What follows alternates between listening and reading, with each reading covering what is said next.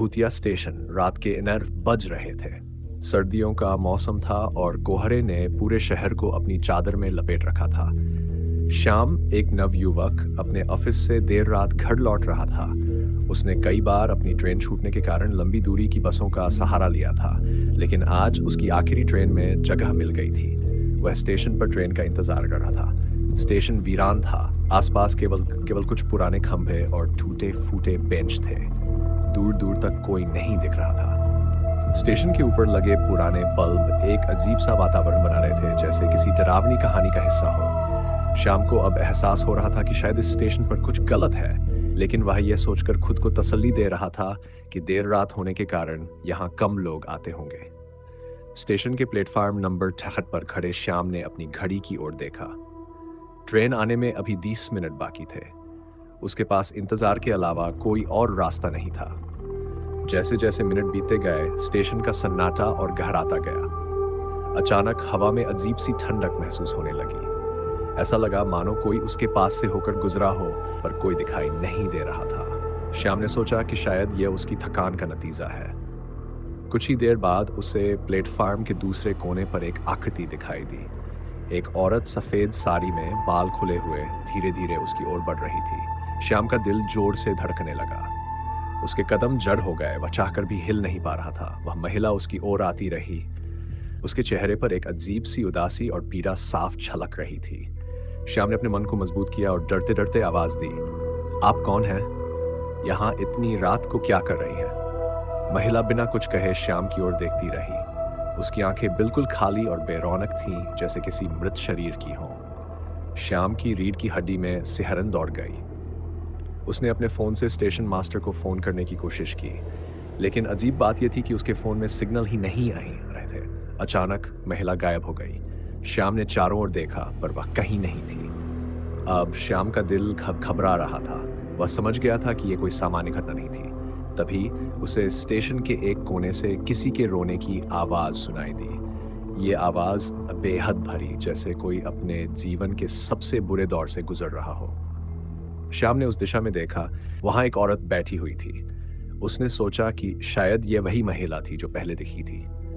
श्याम ने धीरे धीरे उस औरत के पास जाने का साहस किया। पास जाकर उसने देखा कि वह महिला काफी दर्द में लग रही थी। उसके गालों पर आंसू थे और वह बुरी तरह कांप रही थी। श्याम ने उसकी मदद करने की कोशिश की और पूछा, क्या हुआ? आप यहाँ इस हालत में क्यों हैं? महिला ने धीरे से सिर उठाया और कांपती आवाज में कहा, मेरी मौत इसी स्टेशन पर हुई थी। मैं अपने पति के साथ ट्रेन में सफर कर रही थी, लेकिन यहाँ उतरते ही कुछ लुटेरों ने हमें घेर लिया।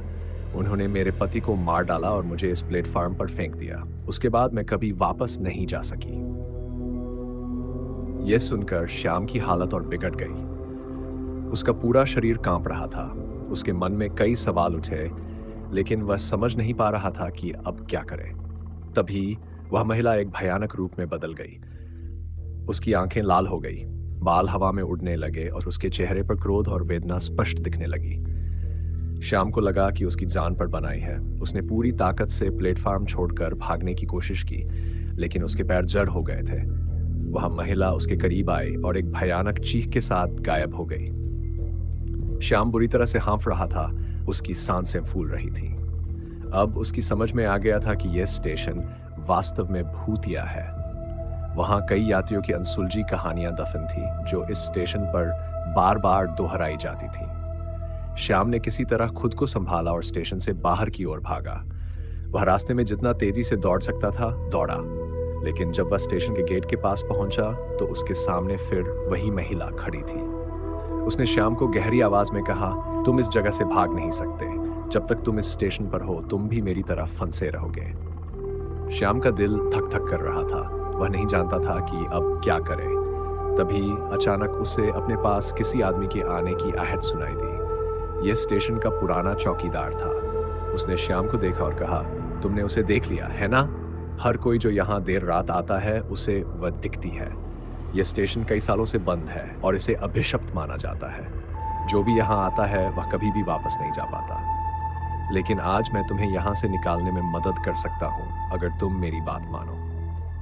श्याम ने अपनी आखिरी उम्मीद के साथ चौकीदार की बात मानी। चौकीदार ने उसे एक पुरानी टॉर्च दी और कहा, इस रोशनी को जलाए रखो और प्लेटफार्म के उस कोने तक जाओ जहां एक पुराना दरवाजा है।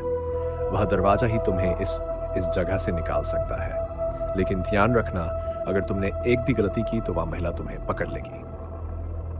श्याम ने बिना समय गवाए टॉर्च को जलाया और चौकीदार की बताई दिशा में दौड़ लगा दी। उसके कदम लड़खड़ा रहे थे, लेकिन उसने हिम्मत नहीं हारी। जैसे ही वह दरवाजे के पास पहुंचा, उसे पीछे से फिर वही महिला की चीख सुनाई दी। श्याम के शरीर में बिजली सी दौड़ गई। उसने दरवाजे की कुंडी पकड़ी और पूरी ताकत से दरवाजा खोलने की कोशिश की। अचानक दरवाजा जोर से खुला और श्याम बाहर गिर पड़ा। उसने खुद को एक पुराने और उजाड़ मैदान में पाया। स्टेशन पीछे कहीं दूर छूट चुका था और अब वहां कोई आवाज नहीं थी। श्याम ने चैन की सांस ली। वह जिंदा था। उसने चौकीदार का शुक्रिया अदा करने के लिए पीछे मुड़कर देखा, लेकिन चौकीदार भी वहां नहीं था। श्याम ने धीरे धीरे वहां से निकलने की सोची। उसने अपनी घड़ी देखी, जो अब ठीक 12 बजे का समय दिखा रही थी। उसकी पूरी रात मानो किसी भूतिया अनुभव का हिस्सा रही हो। वह अपने घर की ओर चल पड़ा, लेकिन उसके मन में अब भी कई सवाल थे। कौन था वह चौकीदार? क्या वह भी उसी भूतिया स्टेशन का हिस्सा था? श्याम ने उस रात के बाद कभी उस स्टेशन का रुख नहीं किया, लेकिन वह अनुभव उसकी जिंदगी का सबसे खौफनाक और अविस्मरणीय अनुभव बनकर रह गया।